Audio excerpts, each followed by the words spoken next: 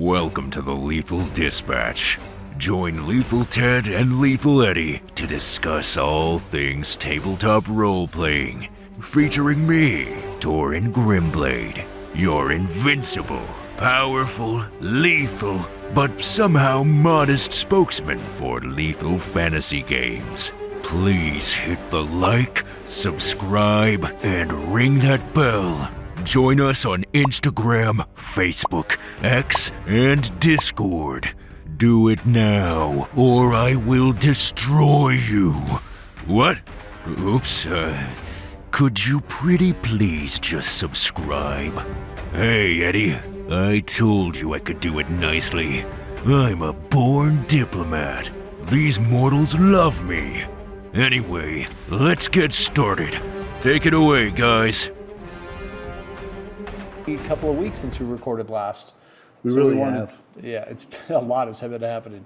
And I wanted to spend some time today just doing a little bit of recap on everything that we've been working on.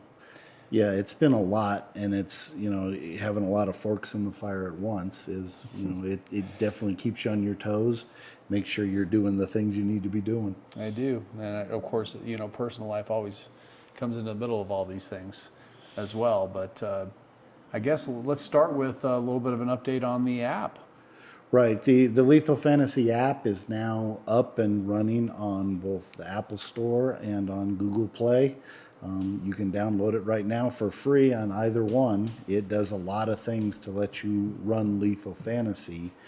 So when the box sets start hitting, it will really allow you to do a lot of things if you want to, without using dice, and for game masters, game magistrates to be able to manage the game, keep track of the monsters, what they're doing, for them casting spells second to second, moving second to second, all the things that you need to keep track of as a game magistrate, as well as for players. They can have just on their personal phone, if they don't want to roll dice to determine if they receive an attack each second, which is a lot of fun, we found, but it actually allows those rolls to be applied just with a simple button, which can also be a lot of fun.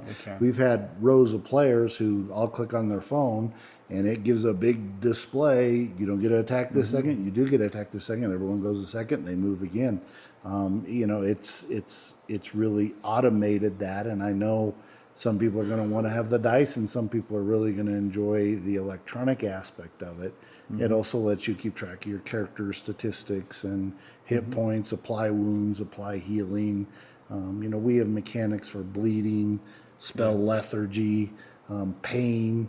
All of those things are kept track of by the app, so that you are able to just focus on playing the game and having fun. So we're proud to have that up. Spend a lot of time making sure that works.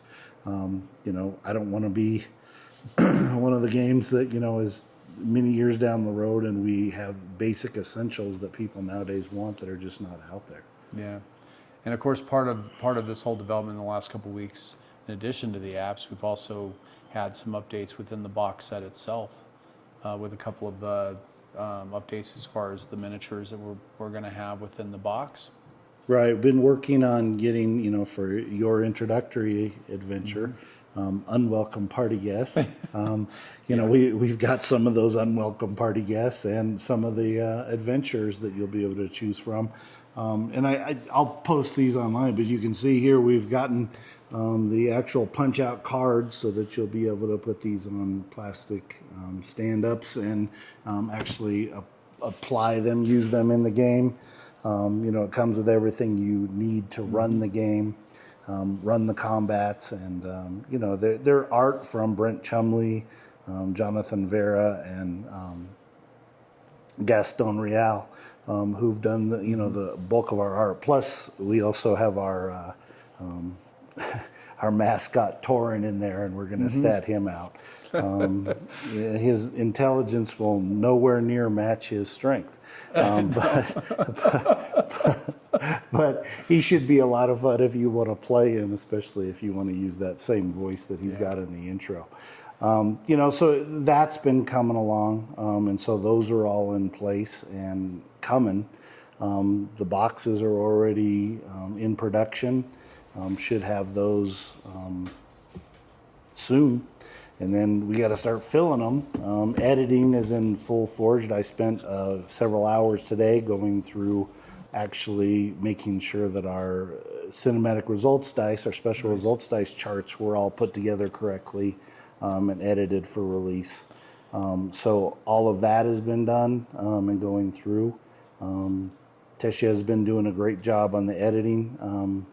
And again, you know, that's the benefit of having an outside editor and not trying to do everything ourselves, so that we don't create a bottleneck that nothing ever gets released. Yeah, because that's certainly, we talked about that in our last episode. A little bit. and so, yeah, I think we won't beat a dead horse on that one, but yeah, you know, I'm good at beating dead horses, so I've been doing that a while. But you still have a few punches left.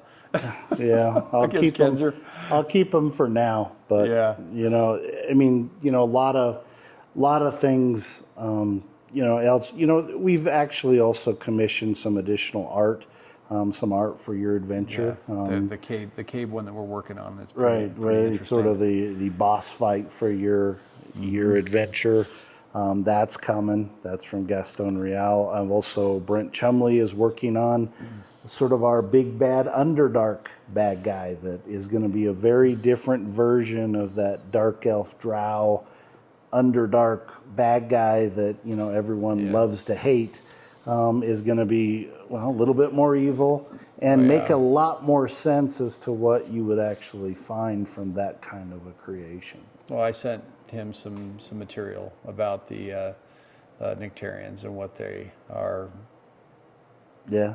What they're about, and some special stuff about some of their abilities that are tied in with the lunar eclipses and those types of things. So, really, and of course some folklore about, you know, one when of the they come things, out in you know. Yeah, you know, one of the things I was thinking about with that, and when I was reading, you know, your lore, which is, you know, really, it gives you chills just thinking about how sort of cool and dangerous these guys would be. But one thing I was thinking about with the whole eclipse thing and how that is going to work, and I was almost wondering, do we need to talk to like an astrophysicist? Because, you know, an eclipse after the moon has been shattered into 3 pieces, right? And then how does that operate when, you know, the shadows, you know, of Mithira and the sun moves through with the 3 fragments? And I was thinking about how cool it could be, you know, that, you know, instead of that just, you know, circle and circle, right? What exactly an eclipse look like when there's sort of this shattered side of the moon coming through? When you have multiple moons that align to provide their own eclipse just from the color and the shape of their own moons. And maybe they leave a particular kind of shape or face in the sky. I mean, there's a lot of interesting ideas that we kind of... And the other part is that not all the moons are on the same orbit. Right, and so there's certain times when one of the moons is a little bit further away than one of the you know, and one of the things we talked about is, you know, how close could an orbiting chunk of the moon be? I mean, what would that look like in the sky? I mean, we're used to the moon being, you know, a set size, right? So it's like, well, what if it didn't look like that, right? And it got actually creepily close. Oh yeah, some interesting things that can be done. And in a fantasy world, you know, I was kidding about an astrophysicist because I'm sure they would tell us a lot of that would not work. Probably. But we don't care if it would actually work. There's magic. It's a magic world. Exactly. Right? So we don't want to know if that would work. We're just going to write what would look cool. Yeah, exactly. So, you know, so anyway, look forward to that. I'm not trying to be a scientist in it, that's for sure. No, absolutely not. So, I mean, you know, we'll see, you know, what happens out there. You know, the Foundry, that is out, been released. It's actually had some updates to correct some things. That's great. I'm inputting the introductory adventure. We also have a group that's about ready to go for filming of a live show. We're trying to get that scheduled. The holidays is making that a little bit hard to make sure we get everyone here, amongst other things. And so, any event, you know, probably the biggest thing right now that we already did a little bit of an intro on. I did a bit of a promo for it on Instagram today. Is that we came up with a comic strip. Yeah, and that's kind of fun. I'm looking forward to that. I mean, I've read quite a few from different game systems. I mean, Kenzer, of course, has theirs, the Knights of the Dinner Table, right? Well, Which is all they do, right? and what was that one that you backed on Kickstarter? Oh, Life of the Party. Life of the Party. They have Yeah. you know, they have their. I mean, and those are fun. You know, Yeah. they're kind of young-looking adventures, and they get themselves Yeah. in trouble. You know, and they play off a lot of the old tropes that we deal with in, you know, TTRPGs. You know, you go back further, you know, and the old dragons had Phineas Fingers, I think it was, and a lot of the, you know, the comics that were back in Dragon magazine. You know, and you know, I enjoy those, and I just got to thinking, you know, it would be fun to use that kind of a medium to sort of, in both two ways, be funny and sort of point out some things that are a little different between Definitely. our game and other games. And our first one we're going to release tomorrow is, you know, right on point for that. Yeah. You know, and so, you know, and we've already got another one in production. Found an artist that's, you know, gentleman goes professionally by Delvin Inks, is actually drawing that for us, and then, you know, we're coming up with the text and the ideas of what it says, and he works off of that, and it's been a lot of fun coming up with those, and we're planning to release those regularly. Probably every 2 weeks we'll come out with a new one. Yeah. And because it takes a while to draw them and come does. up with them, and then as they build, but they're going to point out things that are a little bit different. Some advantages of our game, or some things that are handled a little bit differently in combat in our game versus others. And in a funny way In a funny that makes it, you know, show, you know, both entertains and maybe gives a little information about what we're trying to do. And we're definitely going to throw some stuff in the mix around some of the, well, let's just say common faux pas that happen at tables regularly. Right, and we, you know, we Within would current love to have TTRPG. some stories, ideas to throw into Yeah. those. And If if you have you some give ideas, us send us some. Yeah, if you got a great idea, send it to us, and we'll give you some credit to say, hey, yeah. we got this idea from, you know, and we'll throw it in our, you know, in the comic strip. You know, we came out with, you know, basically a group of adventures that are going to be out and about. You know, a little bit of South Park involved, because, you know, you may see one or more of them dying in each one, because they're, you know, the title's going to be Lethal Toons. And sometimes if you don't do things right, or, you know, rolls don't go your way. Accidents happen, right? Yeah, you might Or die. not, So maybe sometimes they aren't accidents. Maybe they're a little bit of a murderous intent. right, which is why when I was watching it, I kept thinking back on the old episodes of South Park. You know, oh my, you killed Kenny, right? Because, you know, because that's, you know, because Kenny was always back next episode, right? And this is going to be the same. No one's going to stay dead, which is the beauty of TTRPGs. You can die, and you know, roll up your guy, and the old, you know, the old joke of, you know, Fred's dead. What's your Fred 2? Right? And you got your same guy. He looks the same, sounds the same. He's just starting over. I mean, you know, all those kind of things, and that might actually be a pretty funny comic strip to do. To have the guy die over and over and be the same guy coming back. But I don't know, we'd have to play with that one. But yeah, I mean, I really believe we can turn the comic strip, you know, into something that is informational, teaches why our game is different, and also is entertaining and fun. And also hopefully bring some people in to give us some great ideas so we can help push those out, have an artist draw them up, and, you know, apply the words. You know, I was thinking, you know, also since we get the art and then the words are put on separately, the same strip might say different things, and it might be funnier to say a different thing. So if you come up with what would have been funnier to say, send us that too, because we'll look at that. And we can change it and put it back out as sort of a different idea. Yeah, well, it's definitely exciting to do that, and we're open to ideas. So definitely send those over to us. We're certainly excited. This is you know, by the time this is posted, I think we'll be right around Thanksgiving. So happy Thanksgiving to all those out there that are celebrating Thanksgiving. And Absolutely. I know we got family coming in town, and I plan to maybe play a little Lethal Fantasy this weekend. So. And you get some cardboard counters to throw at people now. So, Oh yeah, we'll see if we can scare a few more players away from some goblins. Because let me tell you, the hobgoblins, goblins, and well, quote unquote, we'll call them goblin dogs. They're not the weak versions that are seen in many other TTRPGs out there. Well, when it comes to that, and I know, again, we're back to me beating that dead horse, but why would any monster be something that you would like faux pas at and laugh at and think that they're just not serious at any point? At any point, and I mean, is there honestly a fantasy novel out there where the knight is walking and a group of goblins comes to attack them and they just are like right, which is the demeanor that they actually make them players tough. have, right? Well, because they should be. They tough, should be a tough fight, right? I mean, they want to survive as much as you do. Right. I mean, and they're monsters. They are. I mean, it's the monster manual, right? I just, to me, again, the whole thing is every combat should have some risk and should have you be a little bit apprehensive.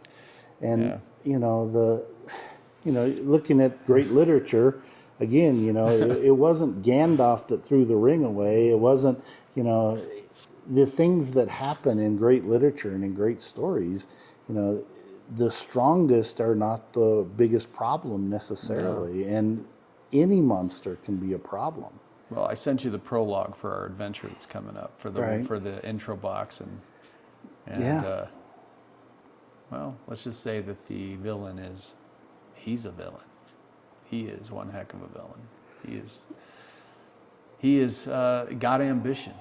Yeah. And ambition with an evil creature that wants to kill things and pillage and burn and do things like that is you got to look out for.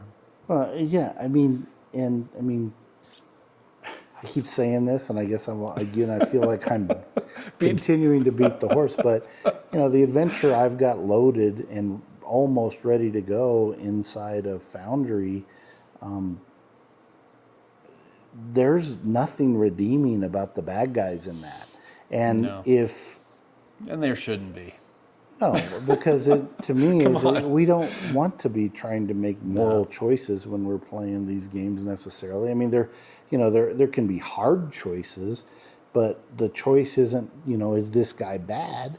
No, I think the moral choices should be, well, so and so is about some innocent is about to be killed. If I don't do something now, am I going to act or am I not going to act? Am I going to be the coward that runs away from the action, or am I going to take some action and take a risk? Right, it's about heroes. I mean, that's in our introduction. This is a game about heroes. Exactly. And you're only heroic if you are, have something to lose. I mean, it's that old thing, the guys that, fought in war. I remember, seeing some interviews with guys from World War II, and, they said, well, how did you do this and you weren't afraid? And they're like, we were afraid, right? We did what we had to do. Being courageous and being heroes is not about not being afraid. It's about being afraid and still getting the job done, right? And so I really want to create that feeling when we play these games that, I'm afraid I could lose this character, and the character should mean something. Not that it should be inevitable. There should be a way to win. Mm-hmm. You should be able to win, and hopefully the odds are in your favor, and we've tried to create that. But the odds are not so in your favor that you don't have risk. And that's a lot about what this comic strip is going to be about the sort of laissez-faire, attitude that a lot of gamers have when they, goblins, group of orcs. And the other part is like, everyone talks about all the strengths of their characters and everything else, but I really like the quirks.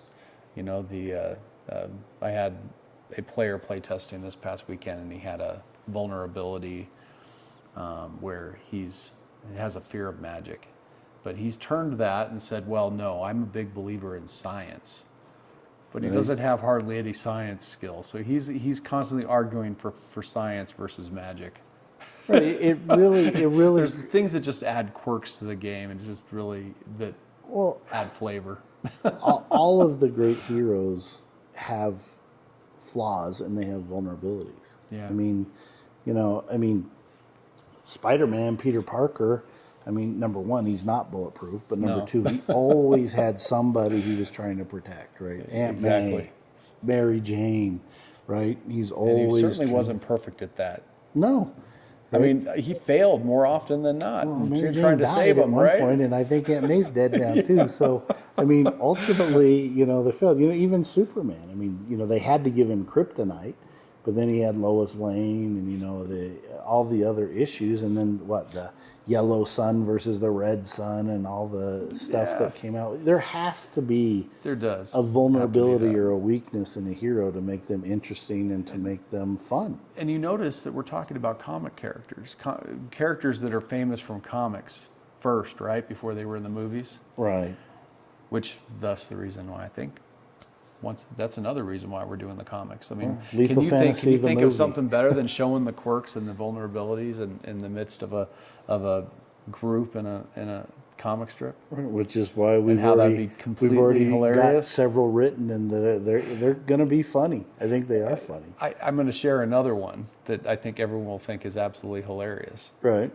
And that was I had this dwarf who used to be an underground, but he's afraid of heights, but he's not afraid of the traditional heights. He's afraid of falling up when he goes out under the sky. And so he and this other, member of the group were arguing over how he was going to make sure that he was tied down to the ground and couldn't fall up. In the meantime, he gets pickpocketed by this little pickpocket that's running around, and the elven ranger is sitting there and notices that he got pickpocketed and goes chasing after the guy that just pickpocketed him.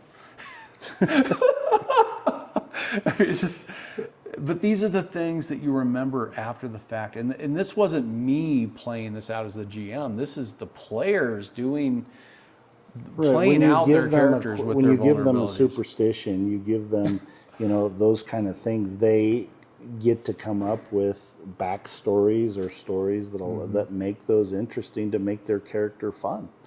And again, it's those vulnerabilities that make them interesting. It does.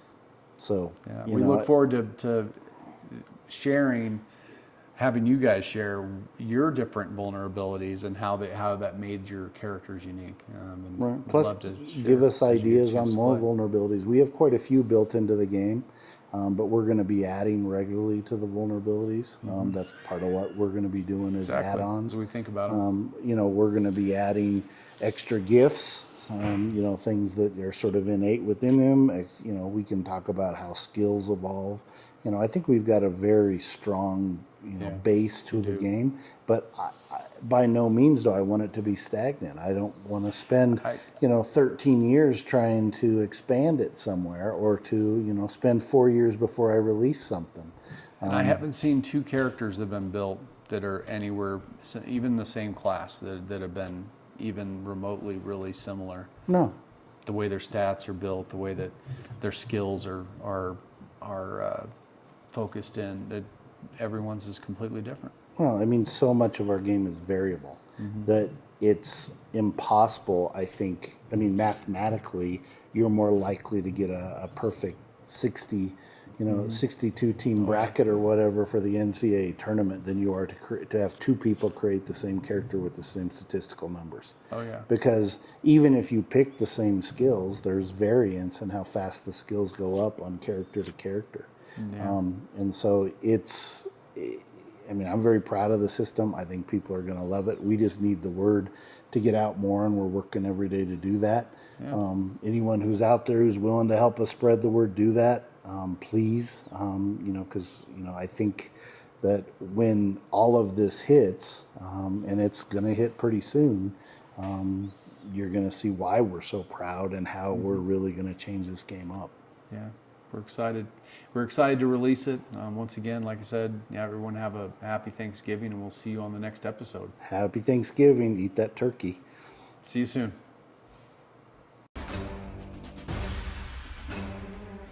Thank you for joining us for the Lethal Dispatch. We value your feedback and comments. Please like and subscribe to our channel so you don't miss updates on the Lethal Fantasy tabletop role-playing game. Join us on Facebook, Instagram, X, TikTok. Join our Discord channel to chat directly with Lethal Ted and Lethal Eddie and find out what comes next. Lethal Fantasy, the evolution of the tabletop experience.